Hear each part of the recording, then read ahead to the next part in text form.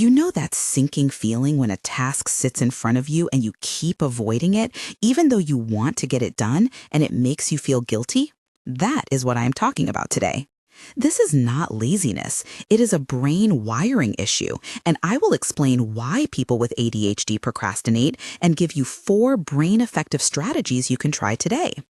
First, I will define the experience in plain terms and normalize it. Then I will show the core neuroscience in simple language with a metaphor that makes dopaminergic pathways sensible. Then I will cover how medication can help but has limits. And finally, I will teach 4 concrete tactics, including a step-by-step timer-based method and variations for ADHD. Stay with me to the end for a free cheat sheet in the description that summarizes a practiced Pomodoro template you can download. If this sounds like you will leave with clear steps, not just hope. Many people with ADHD describe procrastination as feeling like the brain will not hand you the tiny reward needed to start. It often looks like distraction, impulsivity, or inconsistent concentration. You might notice you can binge on a highly stimulating activity but not start a plain work task. That pattern is not your fault. You have a condition where the mesolimbic reward system and the mesocortical control system do not pass reinforcement signals smoothly to the prefrontal cortex. Quick illustrative dialogue to ground this. Patient Anna asks, "What if I just force myself and pretend to care? Will it work?" I reply, "Forcing can work short-term, but it is exhausting and unreliable." Anna asks, "So why do I feel nothing until pressure builds?" I answer, "Your brain needs a stimulus that creates urgency and reward." Anna asks, "What can I try now?" I answer, "Try a 5-minute timer and a tiny measurable goal, and notice the small rush when you finish." In that scene, you can imagine Anna looking at a pale desk, fingers brushing cool paper, hearing a quiet kitchen clock tick as she starts to type, a visual flash of sunlight on the table giving a slight lift to her mood.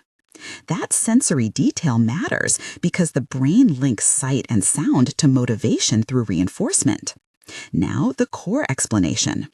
In ADHD, the dopamine signal that marks actions as rewarding is often blunted or poorly timed.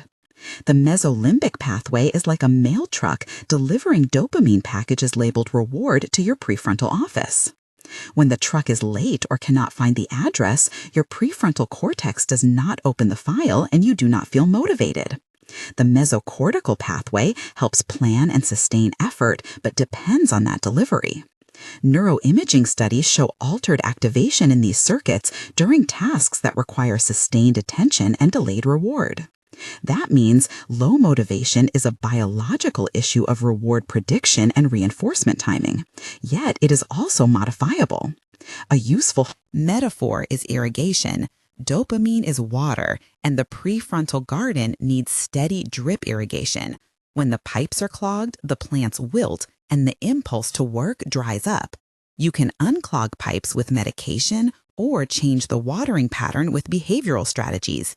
Evidence from scans and research on reward processing supports this, and clinicians and researchers agree that behavioral tactics can change how reinforcement is delivered to your brain.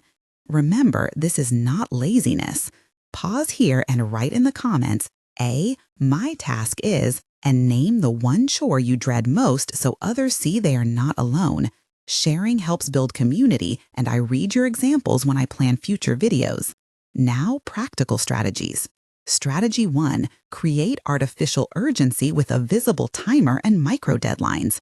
Example, Carlos tested this by setting a kitchen timer for 15 minutes. He watched but digital blue digits count down. He heard the low beeping at the end, and that sound felt like a small reward. He reported finishing a report section that used to take him days. Strategy 2. Increase immediate interest by adding novelty or sensory cues. For example, Priya rearranged her desk so the sunlight hit a new notebook, and she used a textured pen that felt rough between her fingers and sounded soft on the page. The new visual and tactile stimuli hooked her attention for longer. Strategy 3. Use a body double. Invite someone like Jenna to sit on a video call with you while you both work. The presence of another person creates social reinforcement and a gentle pressure that your brain recognizes as urgency. Jenna and her friend laughed softly, and their voices in the background made starting feel easier. Strategy 4. Break tasks into reward-linked chunks and add small reinforcers after each chunk. Marcus tried doing 10 minutes of focused study, followed by a 3-minute walk with a sound on his phone that he liked. He felt a tiny dopamine lift after each chunk, and that made the next chunk easier. Each of these mini examples includes vision and hearing or tactile sensations to anchor motivation. The people I mentioned, Carlos rearranged his workspace and completed work. Priya changed tools and felt novelty. Jenna used a video call body double to boost focus. Marcus added short walks to reinforce completion, and Anna used micro-timers to begin tasks. These 5 names show how strategies translate into action. Medication and its limits deserve a short, clear note. Stimulant medication can increase dopamine availability and boost reward signaling and focus, often making these strategies easier to use.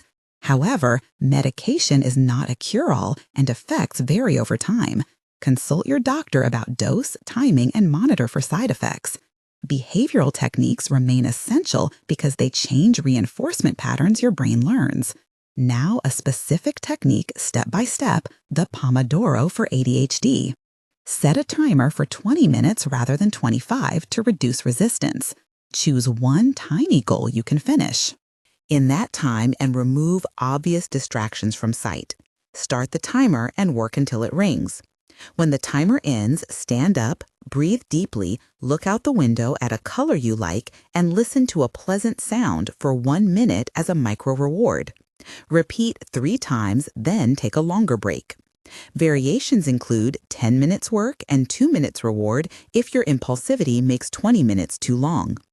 Practice this with the free cheat sheet in the description, which includes a Pomodoro template and sample micro rewards. To show this in dialogue, try a second short role play. Friend Sam asks, "How do I stop checking my phone every few minutes?" I reply, "Put the phone out of sight and set the timer for 10 minutes. Sam asks, "What if I still reach?" I say, "Notice the urge and count 1 to 5, then return to the task." Sam asks, "Will that really build habit?" I answer, "Yes, repeated small wins rebuild reward pathways." Sam asks, "How long until I see change?" I say, "Some notice shifts in days, some in weeks, so be patient." You can hear the phone buzzing fade away and feel the smooth surface of your desk as you refocus. In summary, you are not lazy. Procrastination in ADHD is a predictable mismatch in dopamine-driven reward and the prefrontal control system. But you can change reinforcement patterns with 4 practical strategies. Use a timer to create urgency. Add novelty and sensory cues to increase interest. Work with a body double to create social reinforcement. And break tasks into reward-linked chunks. Download the cheat sheet in the description for templates and Pomodoro scripts, and check the playlist on ADHD strategies for more tutorials. If this helped, subscribe to join our community and try one tactic today, because small, consistent steps change what your brain learns to reward. Consult your physician about medication options and leave your comments starting with A, "My task is," so others can relate.